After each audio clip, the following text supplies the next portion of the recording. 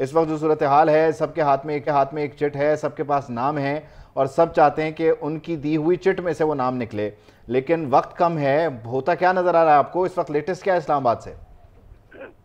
دیکھیے ابھی جس طرح سے مشاورت جو ہے وہ مشاورت کا عمل تو کافی سیاسی جماعتیں جو ہیں انہوں نے اپنا مکمل کیا ہے۔ ایم پی ایم نے اپنے طور پہ یہ مکمل کیا اور ان کے ساتھ ساتھ پاکستان پیپلز پارٹی نے اپنے طور پہ جو ہے وہ پی ڈی ایم کی جماعتوں کے ساتھ مل کر انہوں نے اس کو چلایا۔ جس طرح سے ابھی جو صورتحال ہے وہ تو یہ بتا رہی ہے کہ جو وزیر اعظم ہے وہ میاں شہباز شریف جس کا نام فائنل کریں گے وہی ہوں گے۔ راجہ ریاض کے ساتھ بھی آج ان کی مشاورت ہے اور اس مشاورت میں یہ فیصلہ کیا جائے گا کہ نام کس کا اناؤنس کیا جانا ہے۔ جو ہمارے پاس انفارمیشن آ رہی ہے اس میں ابھی تک کی جو صورتحال ہے اس میں اکانومسٹ کا نام جو ہے وہ زیادہ اس کے اوپر زور دیا جا رہا ہے کہ زیادہ تر کوشش ہے تمام اسٹیک ہولڈرز کی کہ ایسا نام ہو جو پاکستان کی تاریخ میں جو کرائسس بدترین کرائسس گزشتہ سال جو معاشی گزرا ہے، اب جا کے جب یہ معاشی کرائسس جو ہے وہ ختم ہوا ہے تو اس ٹرمائل سے نکلنے کے لیے جو اقدامات آئی ایم ایف کو لکھ کر دیے گئے ہیں وہ ان کے اوپر جو بھی وزیر اعظم ہو وہ ان کے اوپر پوری طرح سے عمل درآمد تو اگر غلام مرتضیٰ صاحب آپ کی بات کو اگر تھوڑا سا کیا کہہ لیں اس کی تفصیل میں جایا جائے، اکانومسٹ کی بات کی جائے تو ایک اکانومسٹ کا نام تو ابھی تک لسٹ میں موجود ہے، دوسرے کا نام لیا نہیں جا رہا۔ حفیظ شیخ ابھی تک لسٹ میں ہے، اسحاق ڈار کا نام لیوا کوئی نہیں، لیکن کہا جا رہا ہے کہ ان کا نام بھی لسٹ میں کہیں نہ کہیں ہے۔ ایک اکانومسٹ اور تھے رضا باقر، ان کا بھی نام لیا جا رہا تھا۔ کیا یہی 3 آپشن ہیں اکانومی کو لے کے یا کوئی چوتھا آپشن بھی ہے؟ دیکھیے حفیظ شیخ جو ہیں وہ بھی ایک آپشن کے طور پہ موجود ہیں اور رضا باقر جو ہیں وہ بھی اکانومسٹ جو ہیں وہ 3 اکانومسٹ کا نام لیا جا رہا تھا پہلے دن سے ہی۔ حفیظ پاشا تھے، حفیظ شیخ تھے اور ان کے ساتھ نام رضا باقر کا تھا۔ تو یہ کہا جا رہا تھا کیونکہ یہ تینوں کے تینوں کا ایکسپیرینس جو ہے وہ آئی ایم ایف کے ساتھ خاصا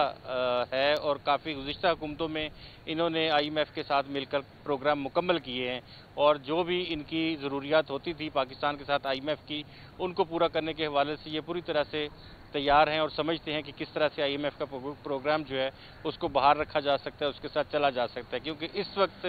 جو صورتحال پاکستان کی ہے اس میں اگر وزیر اعظم جو ہے وہ سیاسی بندہ لیا جائے تو پھر بھی ان تینوں میں سے کوئی ایک شخص جو ہے وہ ڈیفینیٹلی وزیر خزانہ ہوگا، کیونکہ وزارت خزانہ اگر ایسے بندے کے پاس ہوگی اور اس کے پاس اختیار ہوگا تمام فیصلے لینے کا۔ اچھا اس لسٹ کو ذرا تھوڑا سا اور سمجھنے کی کوشش کرتے ہیں غلام مرتضیٰ صاحب۔ یہ جو 3 نام ہم لے رہے ہیں، حفیظ پاشا صاحب کا نام اس اسٹرینتھ سے تو نہیں لیا جا رہا ہے جس طرح سے حفیظ شیخ صاحب کا نام لیا جا رہا ہے یا جس طرح سے اسحاق ڈار صاحب کا نام لیا جا رہا ہے یا رضا باقر کا نام لیا جا رہا ہے۔ اسحاق ڈار آ گئے ہیں مسلم لیگ نون کی طرف سے، حفیظ شیخ کا نام آیا، اسے پیپلز پارٹی نے انڈورس کیا، اپنی لسٹ کے ذریعے پیش کر دیا، اور رضا باقر بھی جو ہیں وہ اسی طرف سے آئے ہیں جہاں سے یہ خواہش ہے کہ اکانومسٹ ہو۔ تو سمجھ یہ آتا ہے کہ پھر اینڈ میں میچ پڑے گا رضا باقر اور حفیظ شیخ کے درمیان، اور حفیظ شیخ اس لیے مان لیے جائیں گے کیونکہ پیپلز پارٹی کی لسٹ میں سے ہوتے ہوئے آ رہے ہیں۔ جی بالکل، پاکستان پیپلز پارٹی ظاہر ہے کہ مضبوط شراکت دار ہے، بڑی سٹیک ہولڈر ہے، اس حوالے سے اگر ان کا نام جو ہے وہ ان کی انڈورسمنٹ ہے تو باقی جماعتیں بھی ان کے اوپر تقریباً متفق ہی ہوں گی، کیونکہ اگر حفیظ شیخ کے پاس پلس پوائنٹ یہ ہے کہ انہوں نے پاکستان تحریک انصاف کی گورنمنٹ کے ساتھ بھی سرو کیا ہے اور ان کے بھی اعتماد سازی میں ان کے ساتھ بھی یہ رہے ہیں۔ تو اگر دیکھا جائے تو یہ پاکستان پیپلز پارٹی کے دور میں بھی رہے، یہ مشرف دور کے میں بھی رہے اور اس کے بعد جو پاکستان تحریک انصاف کا دور تھا اس میں بھی رہے، تو ان کی آلموسٹ جو ایکسپیرینس ہے وہ ان تمام اسٹیک ہولڈر سے زیادہ ہے۔ اس طرح سے اگر بات کی جاتی ہے رضا باقر کی تو وہ کیونکہ اسی طرح کی پاکستان جیسی غریب اکانومی مصر کی تھی اس کو وہ چلاتے رہے، پھر پاکستان میں گورنر اسٹیٹ بینک کے عہدے پر فائز رہے، تو یہ بھی تمام جو ایچی بیچیز ہیں پاکستان کی اکانومی کی ان کو سمجھتے ہیں۔ اور اس کے ساتھ اگر ہم دیکھتے ہیں اسحاق ڈار ہیں تو ان کا ایکسپیرینس تو بہت ہے وزارت خزانہ کے طور پہ، وزیر خزانہ کے طور پہ، لیکن ان کے اوپر باقی سیاسی جماعتیں جو ہیں ان کا اس طرح سے اعتماد نہیں ہے جس طرح سے باقی جو کینڈیڈیٹس ہیں ان کے اوپر ہے۔ تو ابھی جو دوسرا ایک بڑا مسئلہ یہ بھی ہے کہ اسحاق ڈار کو آپ بھلے نگران وزیر اعظم بنا دے، لیکن جیسے ہی وہ نگران وزیر اعظم بنیں گے تو چہرہ تو وہ مسلم لیگ نون کا ہے، تو وہ جو سخت فیصلے لیں گے وہ سارا جا رہا ہوگا کریڈٹ پہ مسلم لیگ نون کے، تو ایٹ دی اینڈ مسئلہ پھر آگے حفیظ شیخ اور رضا باقر پہ رہ جاتا ہے۔ اس طرح بھی کہ نئی مردم شماری کے تحت جب انتخابات 90 دن کے بیریئر کو کراس کر جائیں گے تو آگے آئی ایم ایف کو بار بار انگیج کرنا ہے اور انتخابات کا کوئی لمیٹیشن رہے گی نہیں, بیریئر رہے گا نہیں, تو ایک اکانومسٹ ہی ان معاملات کو چلا سکتے ہیں اور وہ میک شور کرنا ہے کسی پارٹی سے نہ ہو. جی بالکل آپ کی بات درست ہے اور ایسے ہی ہے, اور یہی سوچ اس وقت تمام سیاسی جماعتوں میں پائی جاتی ہے. اگر ہم اس بات کو لے کے آگے چلتے ہیں تو پی ڈی ایم کی جو جماعتیں ہیں ان کے اندر بھی یہی سوچ ہے. اور ایک طرف تو جب یہ فیصلہ کر لیا گیا تھا کہ الیکشن کا التوا جو ہے وہ ہوگا, مردم شماری کو آج گزٹ نوٹیفکیشن اس کا جاری کر دیا گیا ہے, تو الٹیمیٹلی 5 سے 6 ماہ تو معمولی بات ہے کہ اب الیکشنز میں اتنا وقت لگے گا حلقہ بندیاں ہوتے ہوئے. تو ایسے وقت میں ہمارے پاس 2 ریویو کم از کم آنے ہیں. ایک ہمارا ریویو ستمبر اکتوبر کا ہے اور ایک ریویو دسمبر کا ہے. 2 ریویو دینے ہیں. جو بھی گورنمنٹ ہوگی وہ ایٹ لیسٹ 2 ریویو میں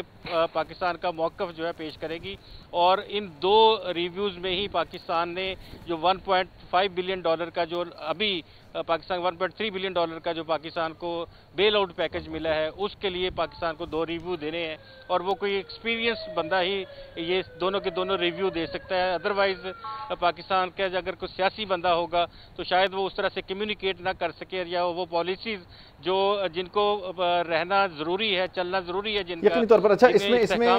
جو بڑا انٹرسٹنگ پہلو ہے نا وہ راجہ ریاض صاحب ہیں. راجہ ریاض صاحب کی لسٹ سے کہیں بہت بڑا کوئی سرپرائز تو نہیں آنے والا؟ کیا اندازے ہیں, کیا وہ لے کر بیٹھے ہوئے ہیں ابھی تک کارڈز, ان کے پاس کیا ہے آفر کرنے کے لیے شہباز شریف صاحب کو؟ دیکھیے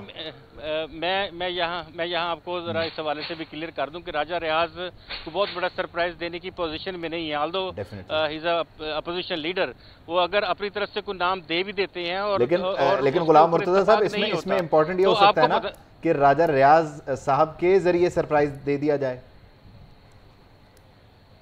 جی دیکھیے, وہ اگر